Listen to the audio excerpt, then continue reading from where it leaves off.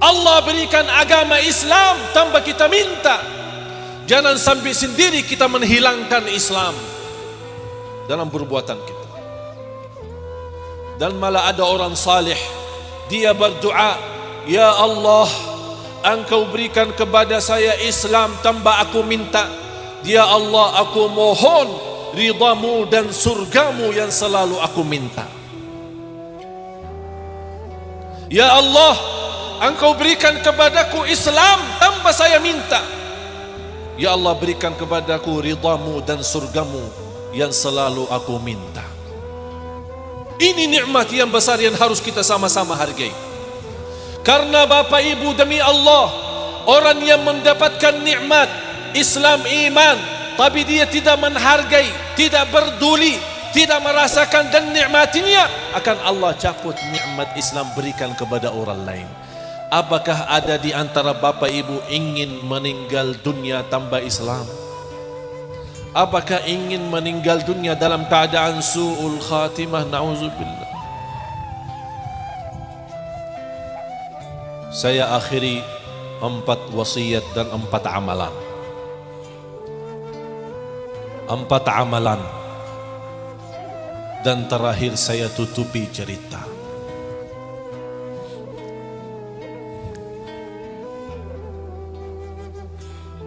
Yang pertama, mulai hari ini, apalagi sebentar lagi mau masuk tahun baru. Begitu mereka menyambut tahun baru, mereka menyambut dengan berhati-hati dan bersemangat untuk mendekatkan diri kepada Allah, karena mereka meyakini bisa tahun ini adalah yang terakhir dalam sisa umur kita, karena tidak ada yang tahu berapa sisa umurnya. Tapi kita bisa menjadikan yang tersisa itulah yang terbaik. Jangan Anda fikirkan berapa yang tersisa, tapi Anda fikirkan apa yang harus kita isi di yang tersisa.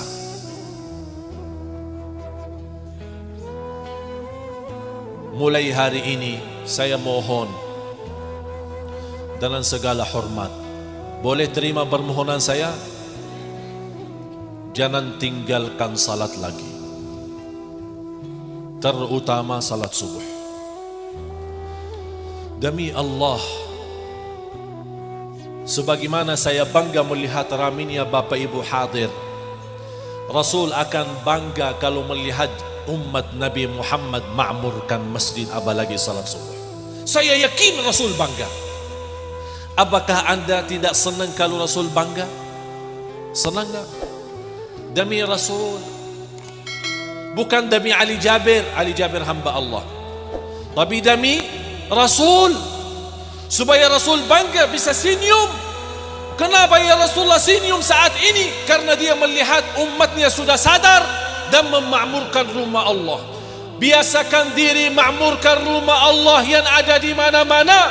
Akan ada satu saat Allah mengundang kita di rumahnya yang terbesar, Masjidul Haram.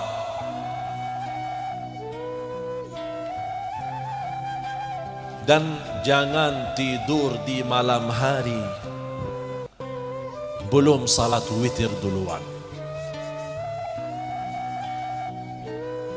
Apa itu salat witir?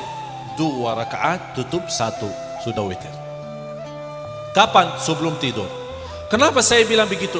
Bukan ini nasihat Ali Jabir, ini nasihat Rasul sallallahu alaihi wasallam. Rasul, kata Abu Hurairah radhiyallahu an, Rasul telah menwasiatkan kepadaku witir sebelum tidur. Seolah-olah Rasul memang witir akhir malam kan lebih baik kan? Tapi kenapa Rasul menwasiatkan Abi Hurairah witir sebelum tidur? Ini memberikan informasi kepada umatnya, kayaknya nanti akhir-akhir banyak yang malas bangun malam hari. Udah witir duluan aja. Kalau bangun lagi salat tahajud, tapi tidak perlu witir karena sudah witir duluan. Kalau tidak bangun, alhamdulillah sudah witir. Bukan alhamdulillah sudah tidur, alhamdulillah sudah witir. Ketika kita, kalau Allah takdirkan kita meninggal dalam keadaan tidur, jangan takut karena sudah witir dan sudah tertulis ahli salat malam. Berarti tidurnya husnul. Faham Bapak Ibu? Dan pas mau tidur, tolong jaga wudu. Tidur dalam keadaan wudu.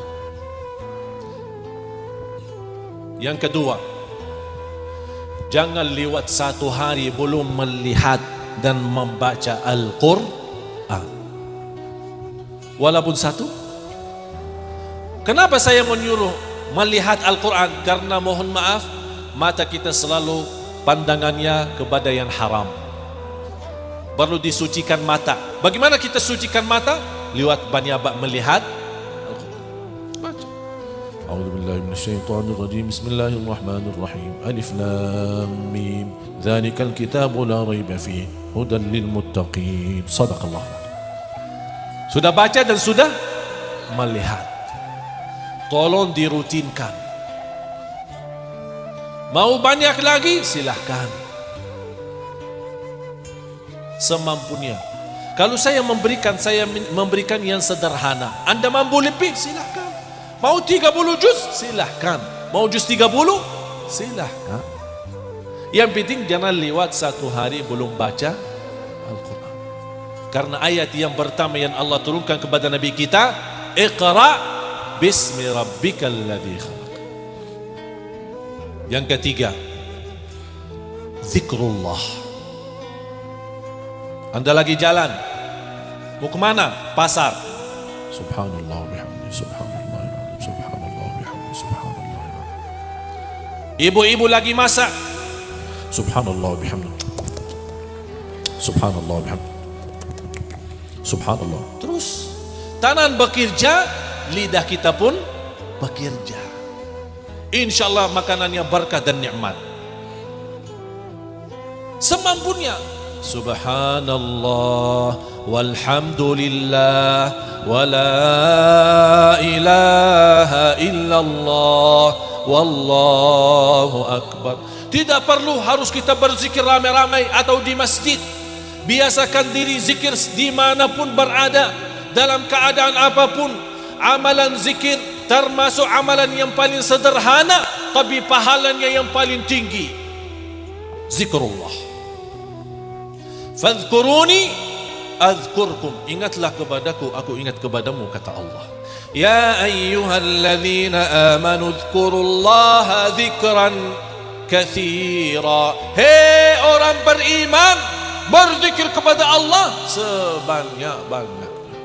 Allah minta yang banyak. Dan ringan, tidak ada keberatan. Wudu, tidak wudu. Dalam keadaan junub, tidak junub. Ibu-ibu lagi halangan, boleh zikir. Duduk, berdiri, berbaring, jalan kaki, naik motor, naik mobil, dimanapun boleh minta. Jangan kita saat berdoa, tapi kita punya rasa, ya Allah, tapi kayaknya tidak diterima ya. Berarti kita tidak pintar dong. Yakini. Jangan Anda berkata hanya Ali Jabir yang jelas diterima doanya. Tidak tahu. Karena soal diterima itu bukan urusan kita. Kita selesai tugas kita, doa. Siap? Nangis dan yakin. Yakin apa? Yakin Allah terima, akan berikan. Bagaimana Allah berikan? Bukan urusan kita. Allah punya bermacam. Saya akhiri cerita dan tutup doa. Supaya kita tahu apa yang Allah berikan dan Allah aturkan, itulah yang terbaik. Percayalah, serahkan kepada Allah. Ada seorang berdoa. Ini orang Indonesia nih. Ada orang berdoa, ya Allah aku minta mobil tapi 6 roda. Ya terserah dia. Ya kembali kepada kita. Mau yang sopan ya minta.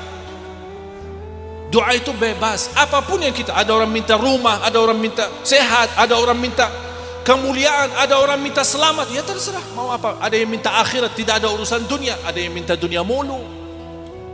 Kembali kepada kita. Dan yang mengumpulkan doa dunia akhirat, Rabbana atina fid dunya hasanatan wa fil akhirati hasanatan wa qina. Ini termasuk salah satu doa yang agung di doa Nabi kita, Nabi Muhammad sallallahu alaihi wasallam. Kenapa agung? Karena kumpulkan dunia dan akhirat. Allah berikan rizki berangkat haji. Pas dia lagi tawaf, ya Allah, jodoh yang salihah, yang cantik, yang kaya. Tawaf 7 kali, itu aja doanya. Tidak ada pernah minta ya Allah ampuni, ya Allah sehat. Tidak ada.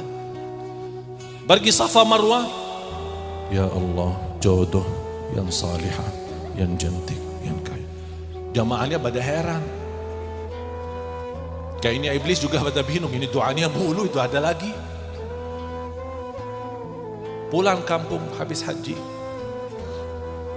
masih bayanannya doanya itu. Kapan ketemu jodohku yang cantik, yang salihah, yang kaya? Pas dia jalan di kampung dikejar anjing. Dia lari kabur. Anjingnya kalau kita lari malah dia tambah. Oleh karena itu Bapak Ibu kalau lihat anjingnya diam aja. Berani nggak diam? Lebih nyaman lagi duduk biar digigit sekalian. Ini orangnya malah lari, terus tambah dikejar. Bayangannya, fikir doanya malah yang dikejar anjingnya. Akhirnya anjing sempat digigit kakinya, luka dan berdarah. Datang ambulan, datang dibawa ke rumah sakit. Dalam perjalanan dia kesal. Ya Allah, selama ini aku mohon jodoh yang salihah, yang cantik, yang kaya. Masa dikirimkan anjing?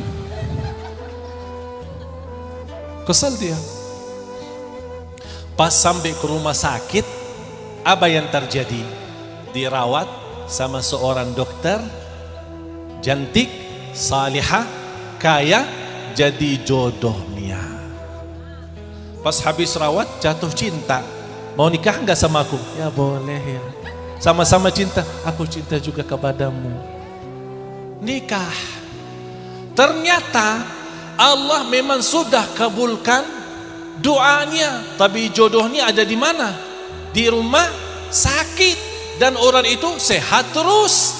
Allah kirimkan pasukannya anjing, gigit dia supaya ketemu.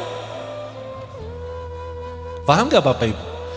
Bisa Allah terima hajat kita walaupun prosesnya lewat sedikit ujian dan keburukan, tapi ujung-ujungnya kita ketemu hajat kita yang kita minta. Mudah-mudahan semua doa kita diijabah dan Allah kabulkan hajat kita tanpa digigit anjing. Walaupun digigit, ambil hikmahnya, sabar, karena habis gigit pasti ada. Udah faham Bapak Ibu? Kan ini cerita lucu, tapi lucunya bukan intinya kita lucu dan senang, tapi yang saya mohon ambil hikmahnya. Apa yang kita bisa belajari daripada cerita ini? Kita bisa belajar Allah Maha Adil, Allah Maha Baik. Allah pasti mengabulkan hajat kita.